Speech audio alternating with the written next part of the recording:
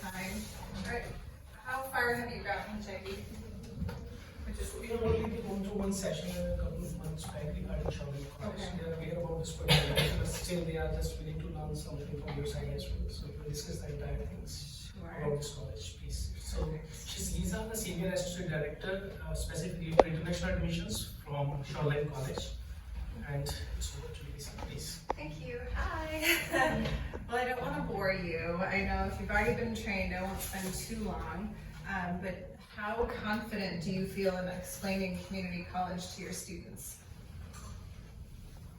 It's very easy for us because there is no any confusion in the course list, and we have a lot of different types of courses and degrees, so there is no any confusion. Perfect. Well, then I'll give you the Insider 2.0 version of this conversation. I'm sure Jodip has already told you that we're in Seattle, so maybe we'll just go ahead and make sure you know where that's at. Have you had other students go to Seattle before? Yeah. Perfect. So of course, Shoreline. Some small video regarding Seattle first, if you may. Sure, go ahead.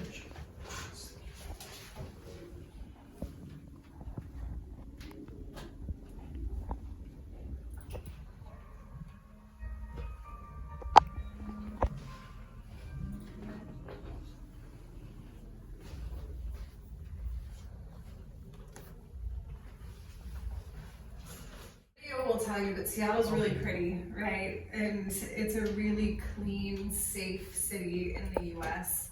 There's a lot of Indians in town and a lot of other folks in town because there's 9 Fortune 500 companies that are headquartered in Seattle, including a whole bunch that I'm sure you've heard of: Amazon, Microsoft, Boeing, Starbucks, right? The secondary campuses of Google and Facebook are in Seattle as well. So it's kind of a tech hub and a business hub for the US up in the Pacific Northwest. We're right on that kind of West Coast area, 3 hours south of Vancouver, Canada. It's a 12-hour drive if you want to drive to San Francisco, so I don't recommend that. I usually fly, but that's where our college is located. We're just over that northern border of Seattle. We used to be part of Seattle proper, and we broke off. We're a rogue city now, but we're on all the same transit lines as Seattle. So if students are coming to live on our campus, they just walk directly outside of the residence hall, and there's a bus that can take them directly downtown in about 20 minutes. So that's helpful. We're very well connected. Much like Chandigarh, low traffic compared to other big cities in the US. Part of the reason I chose to live in Seattle, it's a lot nicer than, say, Delhi or New York in terms of getting around. You've seen a lot of these companies. There's many, many, many more than those, but these tend to be the heavy hitters for OPT after the bachelor's. So when students are coming to Shoreline, it's usually with that OPT post-bachelor's in mind. I will say, and we'll talk about this a little later, students can get a bonus year of OPT after community college, but typically at the smaller companies, because they're not valuable enough to get hired at one of the big companies until they finish their bachelor's degree. We are currently number 13 in the country for the number of international students we host on our campus. We've been recruiting international students for more than 40 years. And I know rankings are important, but more importantly, this means we've had more than 40 years to develop an international program and really have a lot of support services for students on campus. We have almost 800 international students from 65 countries right now. So that's kind of what the population looks like. India is not the biggest population on campus. It's newer to have Indian students, which is where you all are coming in to help me. Thank you. I'm sure Jaydeep has mentioned to you, but 2 + 2 is the bread and butter. It's what everybody's coming for the most part. We do also have a high school program we might have told you about, and some professional and technical programs as well. So it sounds like we all understand this. You can do the first half at our school, second half anywhere else in the country. Yeah? Cool. And we have a whole bunch of program options, mainly all the ones that Indian parents are looking for. So if your students are interested in STEM programs, business programs, we have a lot of options for them. And we have transferred students to over 200 universities all over the US. So we do have university tie-ups that will guarantee, that is the prestigious schools that most of our students actually transfer to. So students can take a guaranteed admission, and if they want to, then apply for every dream school they have and likely get in, but just in case, they'll also still have a guarantee to go to one of our partner schools. These are our partner schools. This list is set to expand soon. I'm in charge of that, so that won't happen until I'm back in the US. There's some really great transfer scholarships at some of these as well. Seattle University, for example, gives big transfer scholarships to international students. So if any of your students are budget conscious, we can also help them with affordable pathways to finish all 4 years for less expensive. We can skip over that. We are asking that your students take some form of English proficiency just for the visa. It's much easier for an Indian student who's English proficient to get a visa, as I'm sure you know. So that 5.5 with a 6 in writing on the Ielts, 95 Duolingo. There's 17 options, so if your students are taking something else, there's a lot of other options also. We do have a unique high school program, even within the US. This is unique, it's only in Washington State. But if a student wants to come early, they can come at just 16 years old and do high school and community college concurrently. We do have a lot of international students in this program, but I know 2+2 is the thing we're trying to get students to understand first, but keep in mind if you have a younger student that wants to go, we could be a good option for them. Skip over that. For the most part, your students are going to do 2+2, but if they were to do something professional or technical, nursing is the one I see most international students join. So they can do a 1+2 directly on our campus, pre-nursing and nursing program for an RN, or still do 2+2 BSN to a different university. We have fully online programs. Your students probably want to come in person, but if they're antsy to get started, they could take a class while they wait for their visa interview. We have an honors program. It's great if you have really brilliant students who are thinking about doing master's or PhD. Refer them to this. It's a good idea.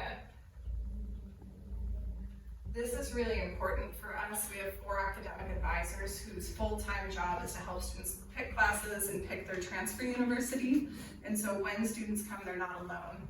Even if they have a transfer admission guarantee, if they have somewhere else they're dreaming of going, these are the people that will help them make that application.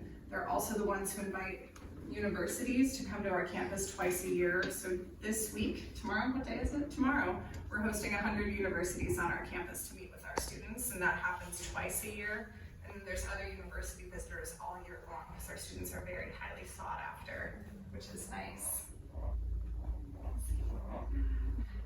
We do have a lot of services for international students, so if you send us your students, we'll take really, really good care of them. There's a full week-long orientation, so we'll make sure that they know what's happening and how to navigate in Seattle. We'll have alumni come back and tell them, here's the secret to getting into UC Berkeley, or here's what I wish someone would have told me when I transferred. And usually what they say is community college offers so many services, and they go to these big campuses and go, oh my gosh, it's huge. Where's all the support services? But they help prepare each other, and we also hire and pay students to work in our office to help new students navigate Shoreline as well. So there's some really good options for students. There's a lot of clubs, so if students come, we'll push them to get involved. It's a really good way to build a network, get OPT connections and other options on campus. This is our new international student leader from India. She told me to tell all of you, pretty please, tell your students to use our official housing options, because students aren't doing a great job of picking housing close to campus if they choose their own from India. We do have 2 official housing options that we'll talk about, but that was her main message. I talked to her the day before I left. And a lot of our students have been very successful. You see University of Washington is one of our top transfer destinations, and then students are getting OPT at Fortune 500 companies and other large companies like Oracle, if you want to move along, like T-Mobile and Microsoft, very popular. So there's a lot of success.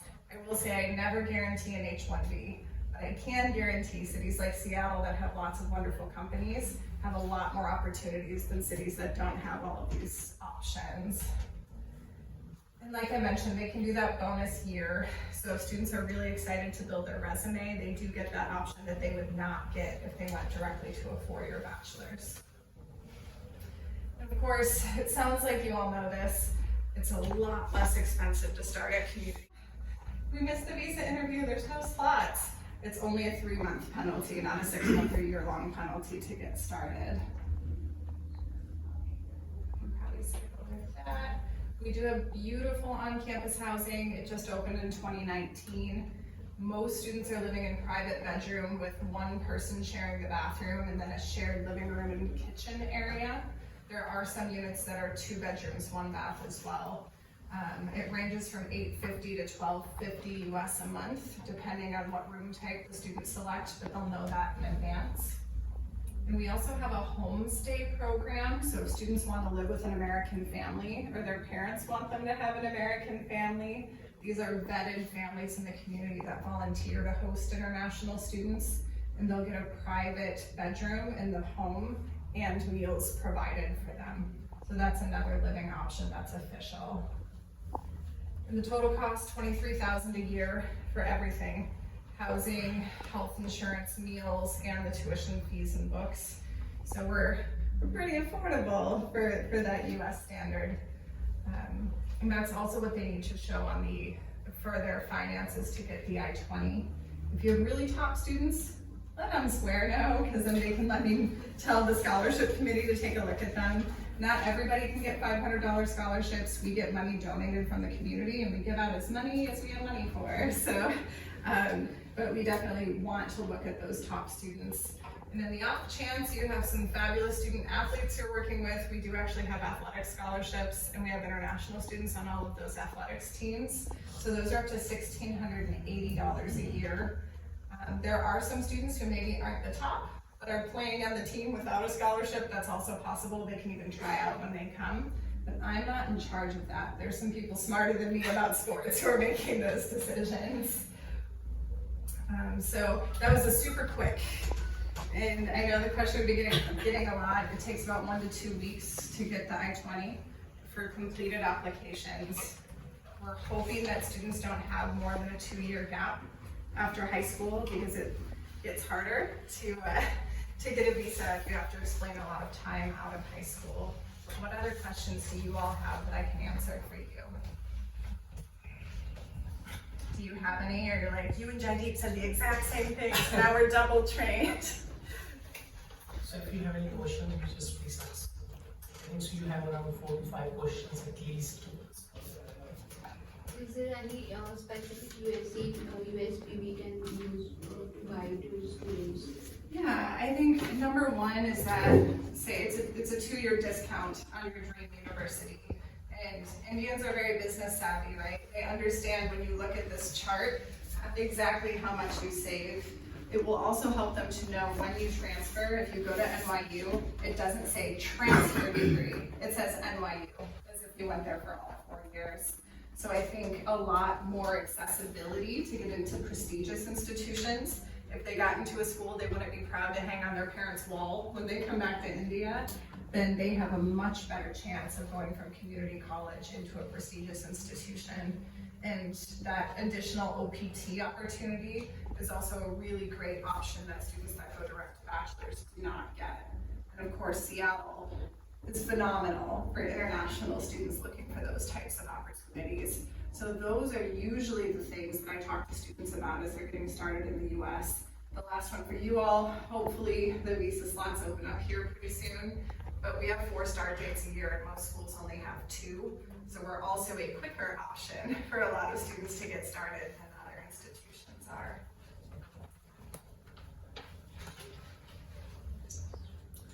Any other question, please?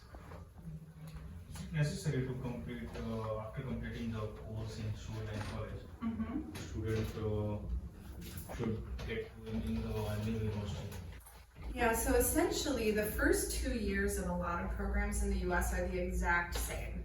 So engineers, for example, everybody's taking calculus, everyone's taking chemistry, everyone's taking physics at the 1 and 200 levels. And then the last 2 years are the more specialized. That's why this system works, because we're offering the more general classes that are are required of every major before they go into their deep specialty. So it's still the same length of time, right? 4 years total. It's just that the first 2 years of more general education will be taken with us, and then the deeper specialty classes will be taken at the